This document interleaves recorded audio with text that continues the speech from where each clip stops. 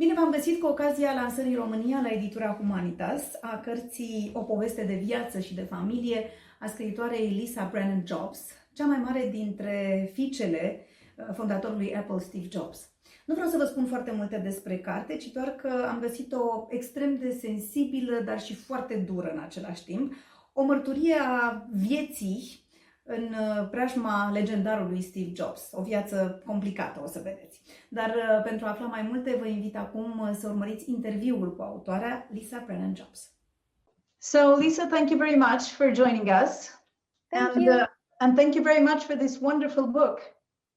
I'm looking at it and I'm thinking, that's not my book, but of course it is. Yeah, it is. It's the Romanian version.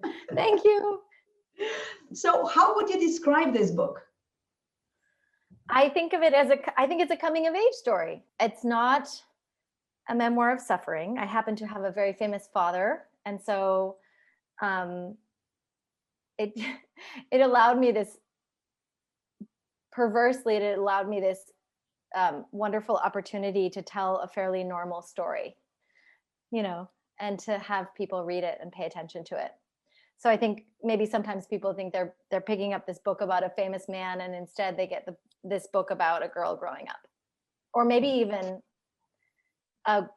they get some parts of their own story about growing up.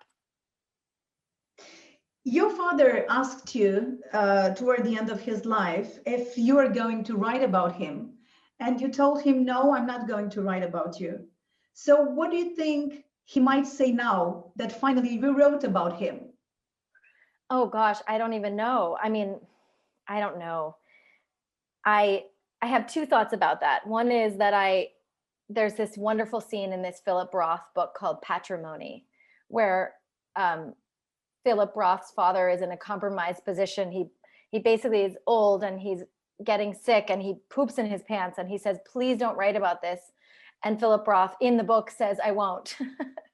and so of course it's this wonderful moment of the writer as betrayer, right? And I guess there is something about whenever you write a story, if it's true, you mean to write your own story, but in order to write your own story, you have to write the story of other people, even if you don't want to. And so there's a kind of necessary betrayal in the fact of writing anything. And I was reading Patrimony and I thought, oh, I have something like that. And the other thing I think is that it was such an opportunity to plumb the depths of my own shame, everything I felt ashamed of. I could kind of open it up and look at it in the light and think, well, that's not so bad. At the moment my father asked me, I thought, well, I'm not writing a book about you. I'm writing a book about me. And I'm allowed to write about me. Like surely you're not allowed to control that, you know? So that was my perverse reason for my answer. But of course, I don't think he would be particularly thrilled. He would not be upset about this. Oh, I'm sure he would be. I'm saying I don't think he would be particularly thrilled. Oh, okay. Yeah. Why did you choose Small Fry as a title? I really didn't know what to choose for the title. In fact, when I chose that title, which I liked because at least it was such a sweet thing. It was a nickname my father called me. I don't know how it translates, of course, in Romanian. I have no idea. Yeah. How do you translate this in English? Small fry means fry is a very old word for fish, like a middle ages word, I think. And small fry is those little fish that aren't big enough to keep, so you throw them back after you catch them. And so it was a kind of it's both a diminutive and a term of endearment, the way lots of terms of endearment are kind of diminutive. And one editor said, well, but if it means insignificant, then surely you don't want to call your book insignificant. But I thought at least I thought, well, if I'm going to choose this title, then it needs to be very big. Like the title needs to be big on the book. It can't be this tiny little. I thought it was a sweet time in my life, and so at least, even though there's some negative stuff in there too, at least the title was something tender. What is your first memory about your father? my first one. This was hard to figure out even in the book. I thought, oh my God, I think there was the way that I could kind of place these things is there were, we lived in a bunch of different houses. And when you live in different houses, you can, once you do the anthropological work of figuring out what age you were when you lived at what house, you can kind of time it. So I think I was about 7 or 8 when my father started coming over and taking me and my mother on roller skates. And at first, you know, I didn't even know him very well. So my mother would come with us, which was very sweet. And it was hard to figure out what to say, you know, because I didn't really know him and he was a little bit shy and a little bit quiet. And so we would all go on skates together in Palo Alto, where I grew up. Why do you think he didn't want to recognize you at the first beginning? He was What was the reason? I mean, he was 23 when I was born, and he did not particularly want to be having a child. I mean, you know, it's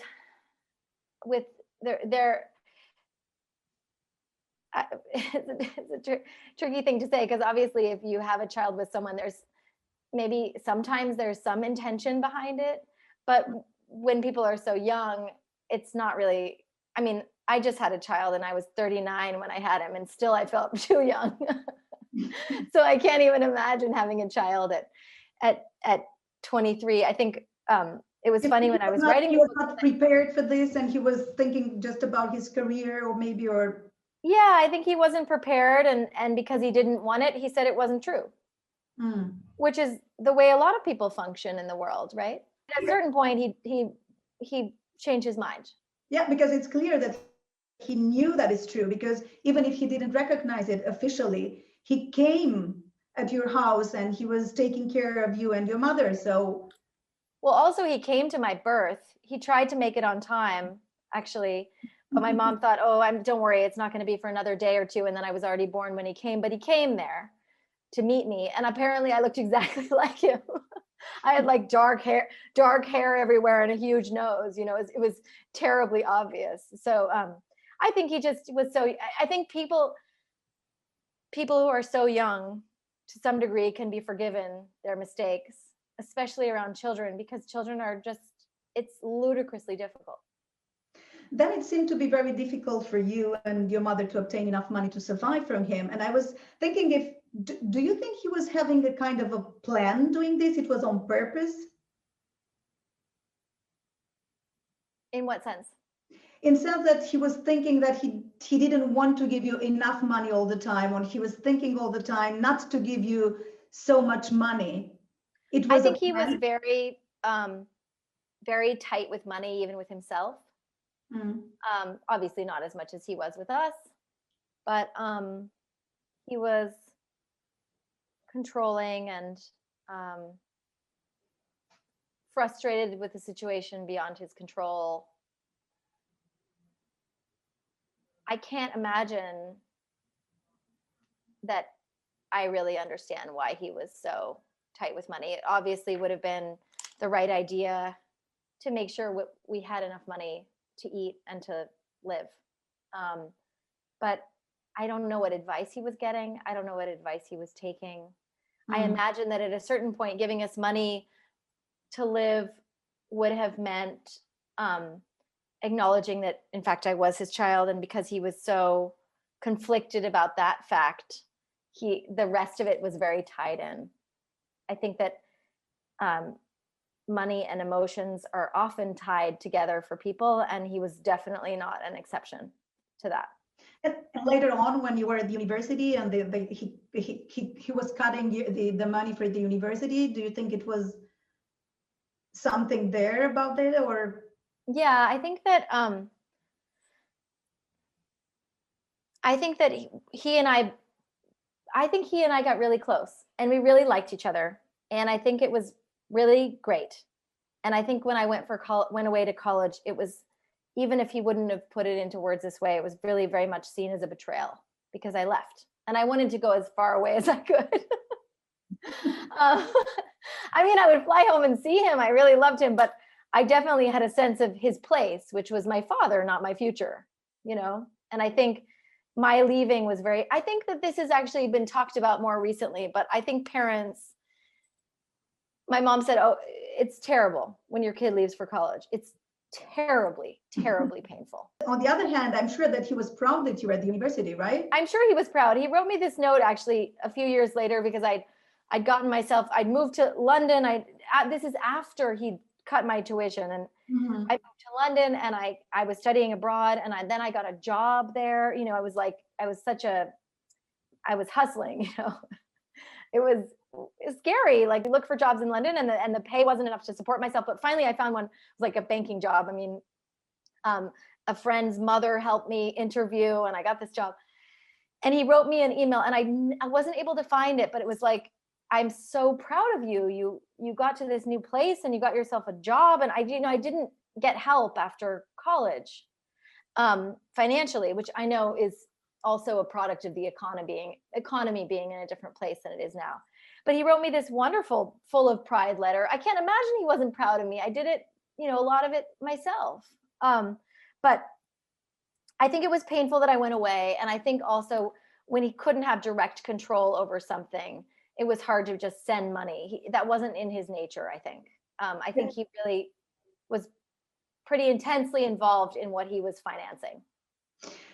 I have to admit also that I was a little bit ashamed reading the conversations between you and him about your sex life, for example, or some intimacy in your life, in your love life, and when you were a teenager.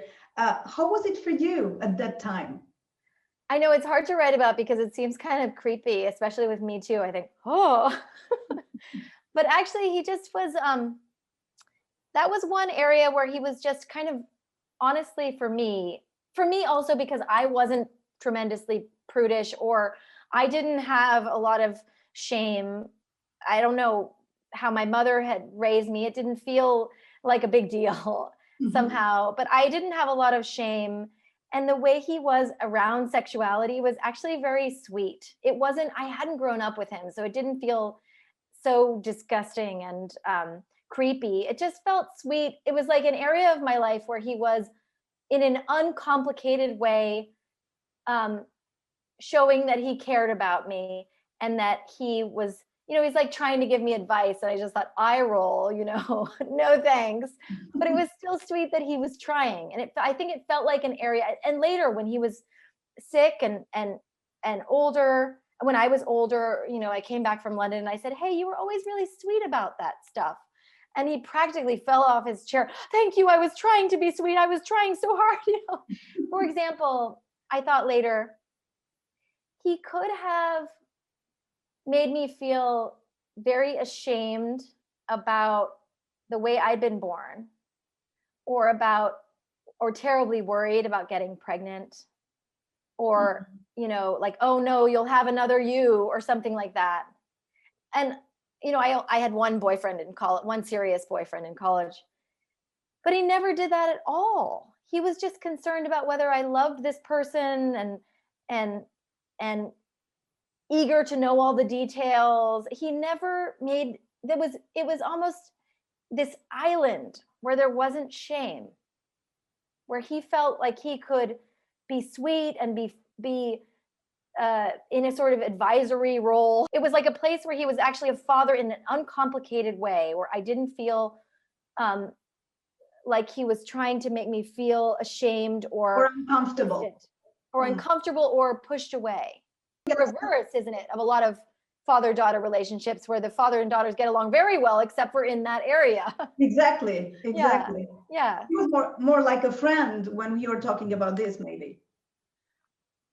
Yeah, he was like a friend, but it was clear that he really cared, that he had really loved people deeply, and he wanted me to feel love. You know, that's just the sweet part. You know, I think about sex ed, the way they teach it here. I don't know the way they teach it in Romania, but the way that, and this is especially horrible for girls, I think, but they focus so much on all the dangers.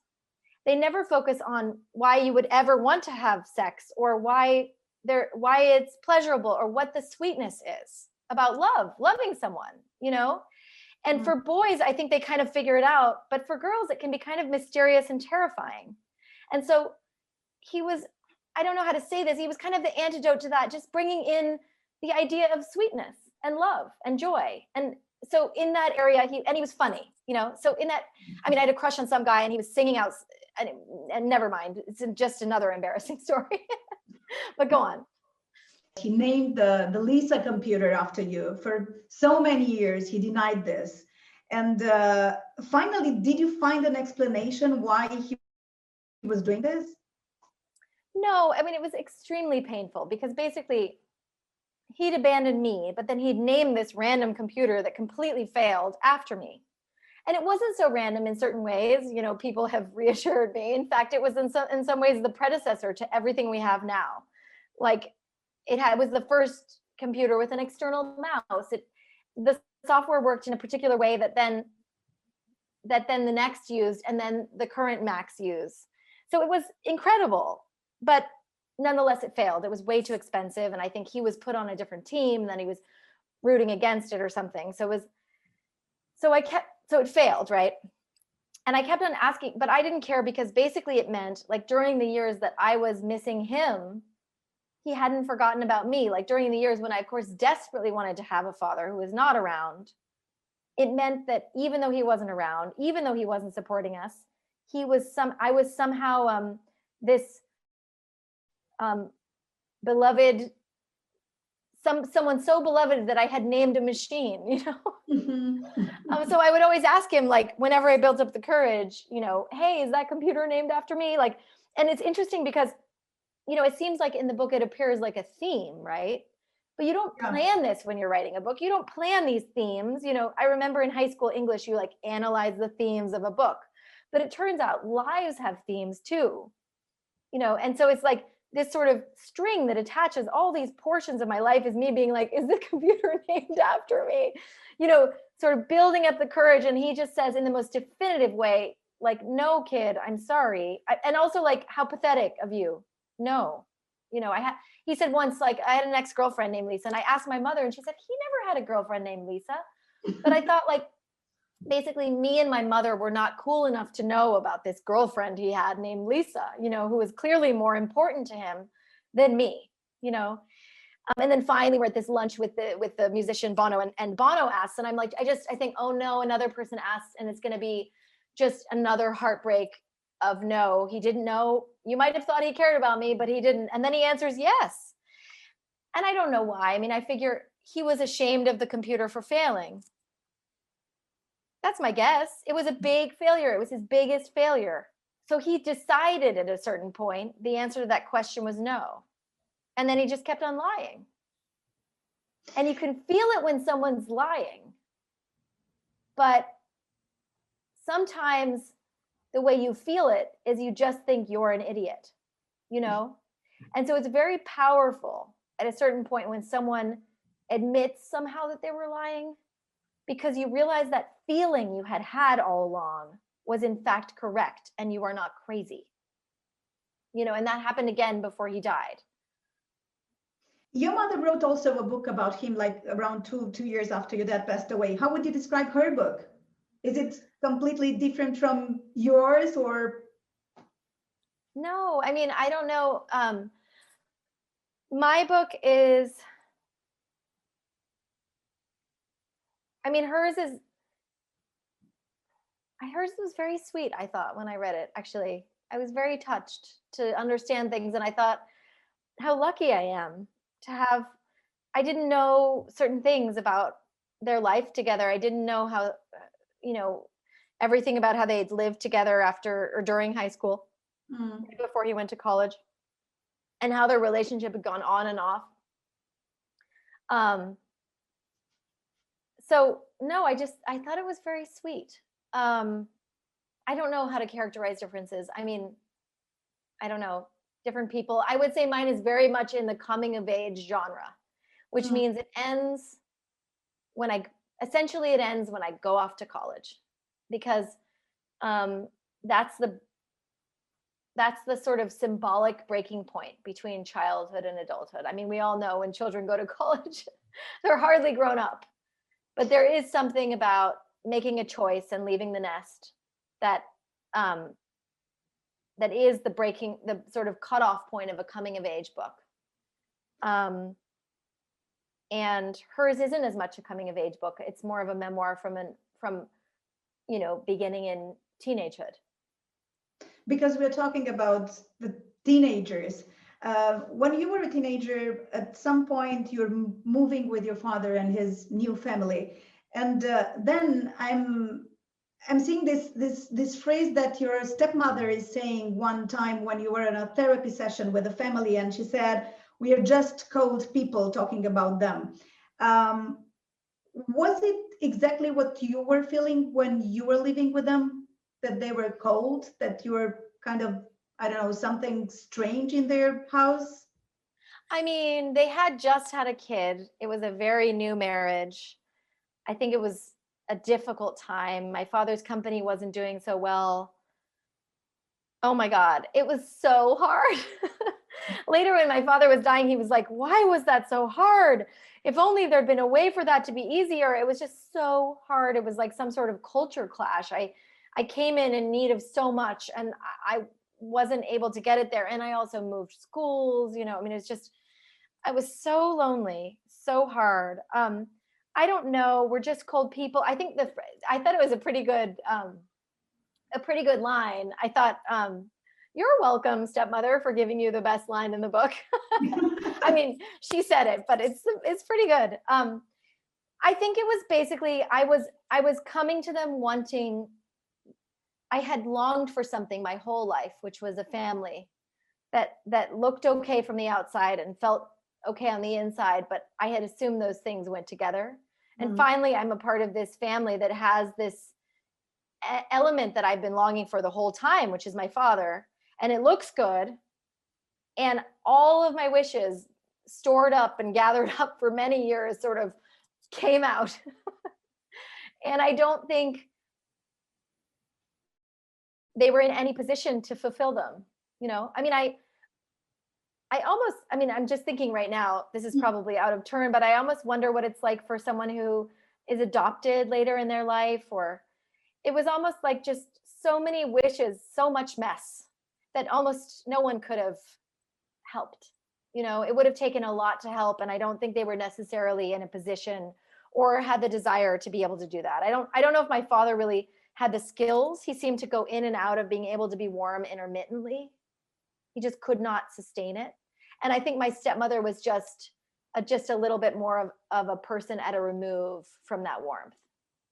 So I don't know if I identified them as being cold. It just felt like, "Come on, guys, we've had it all. We have it all. Can this please feel good?" And it just didn't feel good. I mean, I think when we see things that look good, we assume they feel good, because all we want is things that feel good, right?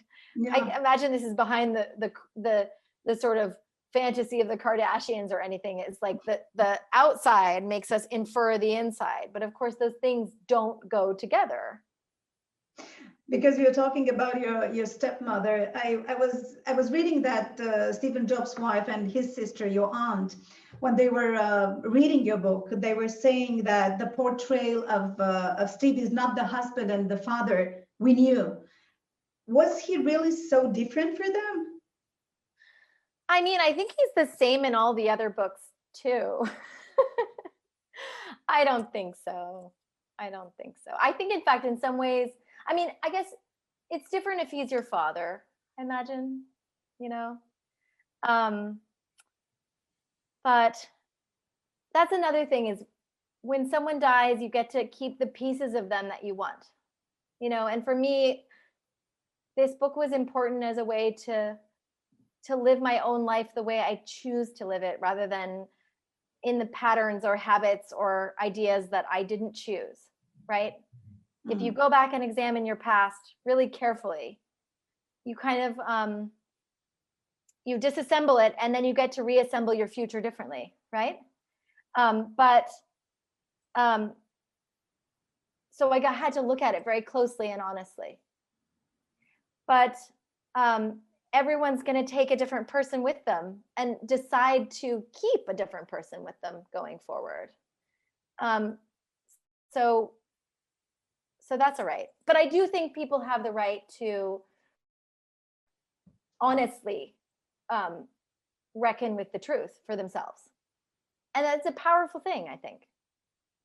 you're talking in the book about a lot of, I don't know, times when Steve Jobs was cold with you and he was pushing you away many times very harshly and very cruel. But on the other hand, you're talking about very beautiful and tender moments between you, right? Yeah. So it was a kind of mixture of everything. Yes. Well, that's why it's not a memoir of suffering. I mean, I had a wonderful therapist. I had the sunshine in California and the beauty, you know, that I miss here in the long Brooklyn winter. And I had friends, and I had wonderful schools, and I had, you know, people watching out for me. I mean, what I'm trying to say is that don't lives contain a mix? I mean, don't people were saying, like, after the book tour, they're saying things like, but how could you love him? He was so complicated. And I thought, well, but don't we all love complicated people? Am I alone here? And the only way to convey someone who has, that I could find to convey in a book, someone who has many different facets, is to write scenes, true scenes, with all of the different parts of them. That if I just told you he was a many-faceted man, it wouldn't really work. Whereas if I put you in my life in different places, then you have the shock of it. You have the shock of all the different sides of one person, right? So I know it's a shock, but it is true about some people, right? So that's what I was trying to do, is, I guess, give you a little bit of my own experience with both of my parents, I think. I mean, my mother also has many different sides. Exactly. At the last part of his life, when he was very sick, you were very close to him, and you're talking a lot. And I just wondering, what was the most, I don't know, powerful conversation that you had with him at that time? So he asked me to come home for a weekend, and I went home for a weekend, and it was about a month before he died. And he kept on apologizing. He kept on apologizing, and he was crying. I mean, I've never seen anything like it. It was like, you know, in the movies, in the turn of the century movies, where the person apologizes to someone before they die. It's like, you never thought they would, and then they do. And of course, I had hoped for this. I had dreamed of this, but you know, when you're dreaming of something like this, that you're probably going to be so profoundly disappointed. But I kept on going back every month or so and hoping for some breakthrough, but it just felt like I was going back to sort of pay homage or something, which is the last thing I wanted to do. And my life in New York was a little bit in shambles because I kept on traveling to California all the time, like hoping for something. And then finally, before he died, it was like, it finally opened up, and he said he was sorry. And he's kept on saying, I owe you one, I owe you one, which I thought was such an odd phrase, such an odd, almost retro phrase. But it felt like a kind of balm, because it meant he cared about me. And it was true. He knew we'd missed out, and he knew he'd messed up. And I did think when I was writing this book, like, okay, if you owe me something, you owe me this book. I'm going to write this book, and that's okay. I'll have that. There are so many people talking about, you know, lessons Steve Jobs taught them. What is the lesson he taught you? I don't know if people are always able to live their own value system, but I think that, I guess, if you love someone a lot and you believe in their value system, then one of the ways that the inheritance is that you try to pass on the parts of their value system that you believe in, right? So that's a way that you can have the inheritance you want.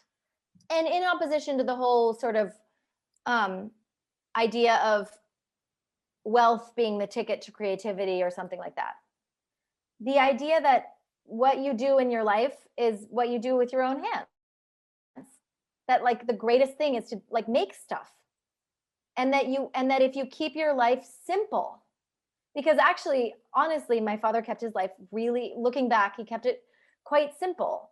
And that if you keep your life simple, then you have the chance to get the good stuff, and the good stuff that we all have access to, right? Which is getting to, not everybody has access to, but a lot of people do have access to, which is like getting to do your work really well and getting to love the people you love. And all the other stuff is kind of noise. It just doesn't matter. It was like we spend our lives looking for comfort. And I don't think anybody on their deathbed is like, oh, I was so comfortable. I think it's like, so that there was something really beautiful. And I think that he lived in a large part, which was that he was really excited about being curious, really excited about his work, and kept fairly dedicated to very few things, as much as he could. I read also that you said that if you were in charge with the Steve Jobs billions, you'd give it away to Bill and Melinda Gates Foundation. And I thought that's a very curious idea, Oh my God, I know. I really didn't mean to be so dramatic. It's just that foundation seems to be doing good stuff. I think also, the person who was interviewing me in the New York Times, first of all, I just had a baby like a month before that interview. It was so terrifying. And she was trying to kind of whip up a story about money. Like, why didn't you get the billions? And I was just like, this isn't a story about money. I just wrote a book, So I think the only reason I said Gates is because that foundation seems like they're doing a good job. You know who else is doing a really good job right now? I think is Bezos' ex-wife. Yes. She's doing the most incredible job. You know why? Because it is sort of free of all the, at least from the outside, it seems free of a lot of the trappings. Like, well, we'll consider who's worth it and we'll measure them, like as if the people who are rich have more stake or knowledge or credentials really to know where money should go. And there's something about what she's doing that seems straightforward and fairly egoless, and in that sense almost, maybe dare we say, feminine. And I love it. So now I would say, I guess the point is that I wasn't feeling bitter about not inheriting billions of dollars, because I'm a writer and I just wrote a book and would rather talk about that.